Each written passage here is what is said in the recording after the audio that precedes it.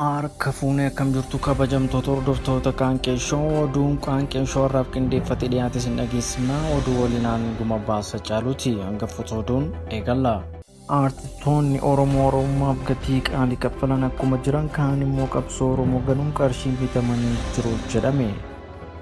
Mariin biyyaalessaa humnoota siyaasaa murteessoo ta'aniin hirmaachifne rakkoo dabalataa hordofsiisuu danda'a jedhame.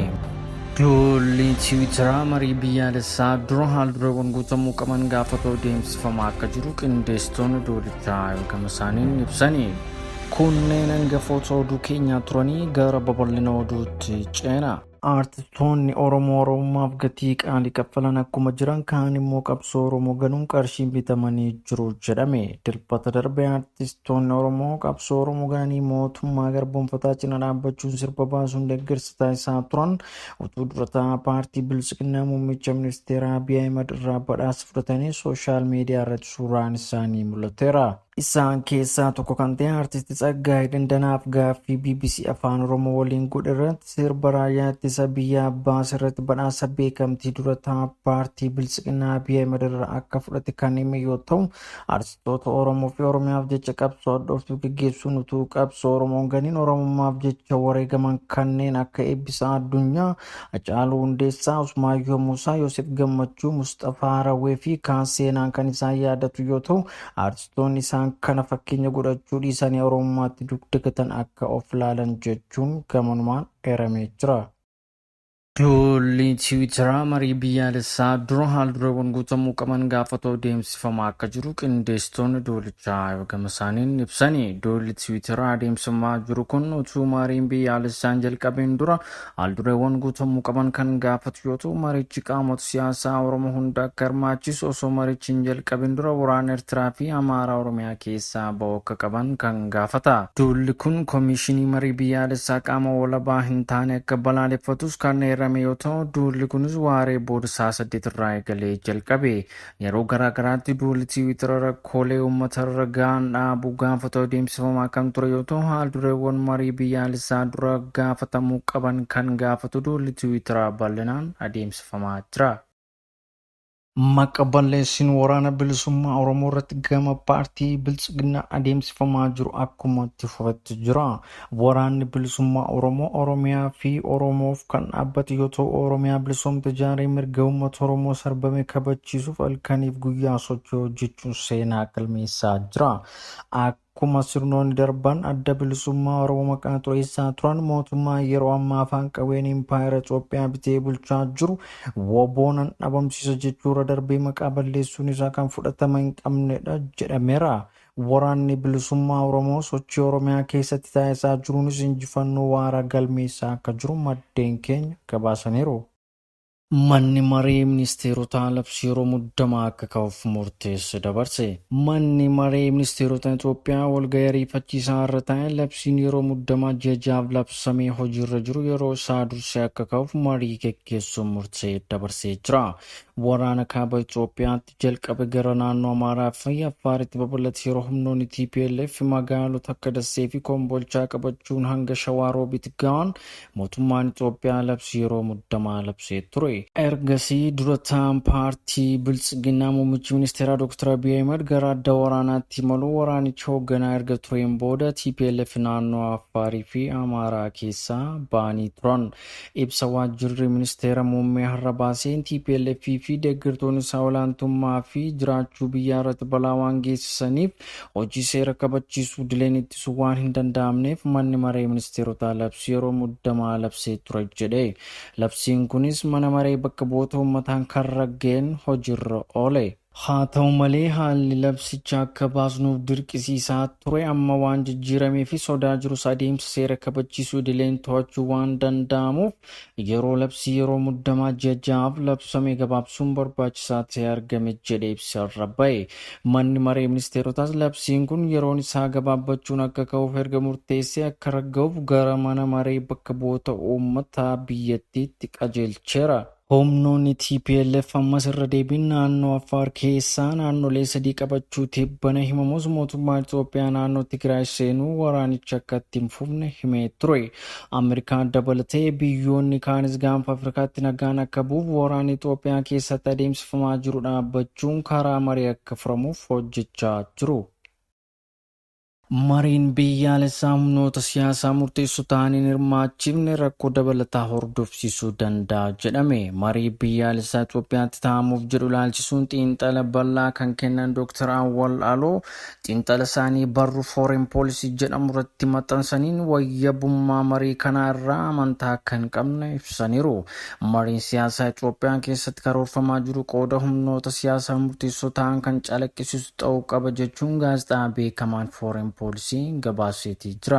Dhimma marii biyyaalessaa yeroo ammaa Itoophiyaa keessatti karoorfamaa jiru ilaalchisuun xiinxala bal'aan Dr. Awwal Alootiin kan barreeffame yoo ta'u, marii kana keessatti humnooti siyaasaa murteessoo ta'anii fi uummata Oromoo fi Tigraay bakka bu'an hirmaachisuun egeree biyyattiif hedduu murteessaadha jedhan. Kun ta'uun hafee humnoonni siyaasaa murteessoo ta'an kunneen cinatti kan dhiibaman taanaan furmaata nagaa waaraa osoo hin taane ka'umsa gaaga'ama siyaasaa kan biroo ta'uu danda'a jechuun akeekkachiisanii jiru. Mariin biyyaalessaa paartii Biltsiginnaatiin hoogganamu rakkoo dabalataa uumuu danda'a yoo ta'e malee nagaa waaraa Itoophiyaaf argamsiisuu hin danda'u kan jedhu xiinxalli Foreign Policy adeemsi yeroo ammaa karaa Biltsiginnaan godhamaa jiru amanamummaa fi fudhatama kan hin qabnes jedheera.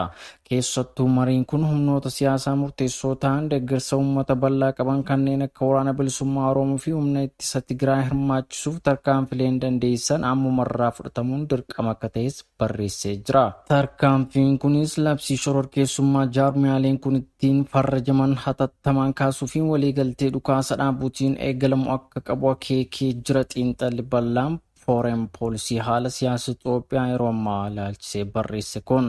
Itti fufuudhaanis mariin siyaasaa kun loogii tokko malee qooda fudhattoota hunda kan hirmaachise bilisummaa fi walabummaan qaama marii kana geggeessu qaamolee hundaan kan fudhatamuu fi amanamaa ta'uu akka qabus jala sararee jira.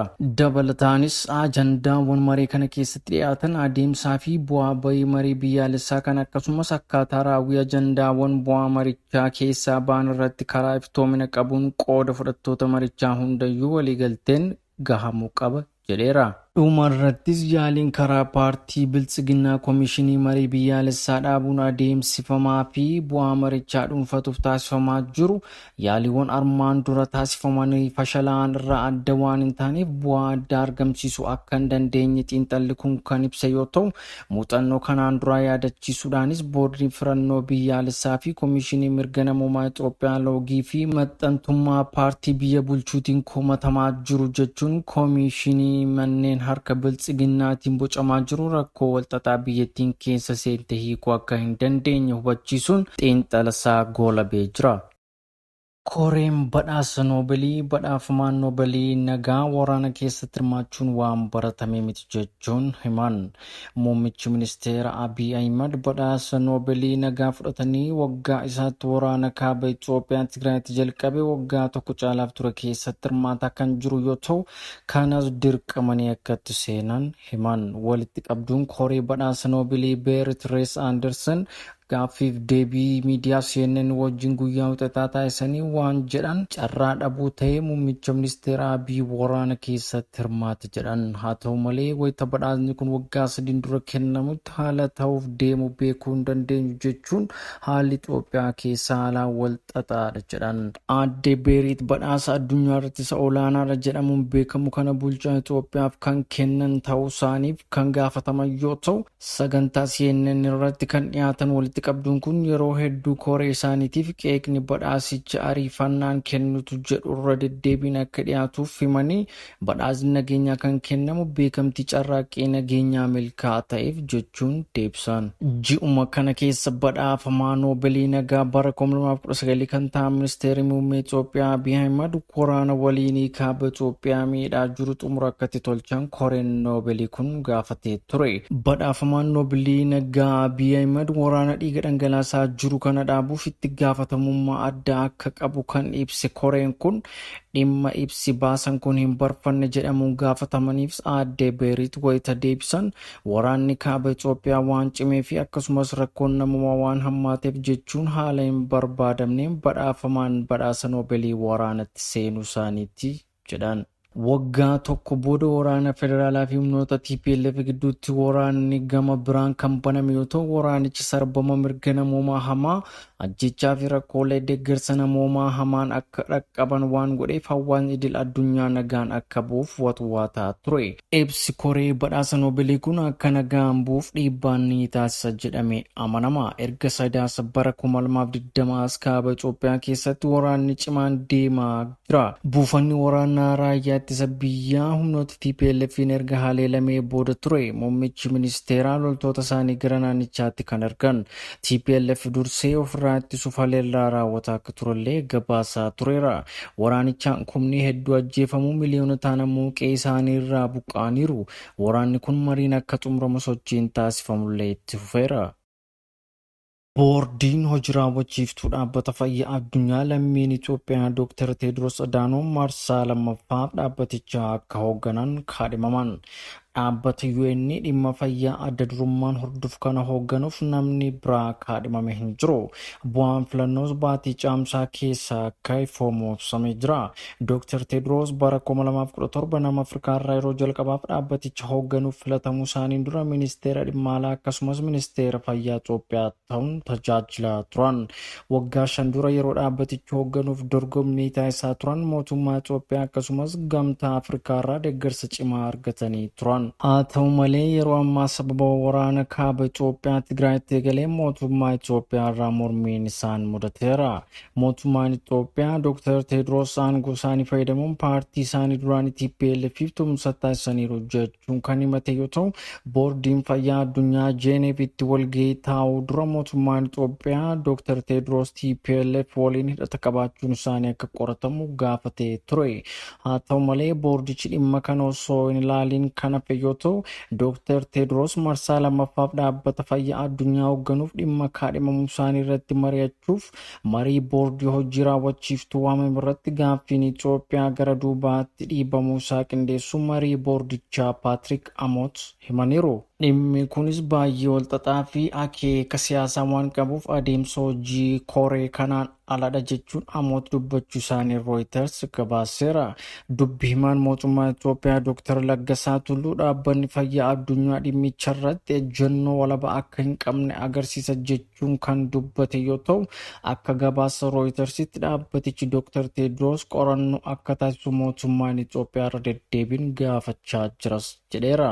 Ministeerri haajaa alaa Itoophiyaa yaa'ii boordii hojii raawwachiiftuu dhaabbata fayyaa addunyaa irratti yaada mormii qabdu akka miseensa tokkootti ibsachuuf hiree dhorkamuu ishee fudhatama kan hin qabne jechuun ibsa baaseenis beeksiseera. Mootummaan Itoophiyaa Daarikteerri olaanaa dhaabbata fayyaa addunyaa odeeffannoowwan dogoggoraan tamsaasuun walabummaa fi bilisummaa dhaabbatichaa gaaffii keessa galchan jechuun akka qorataman kan gaafate.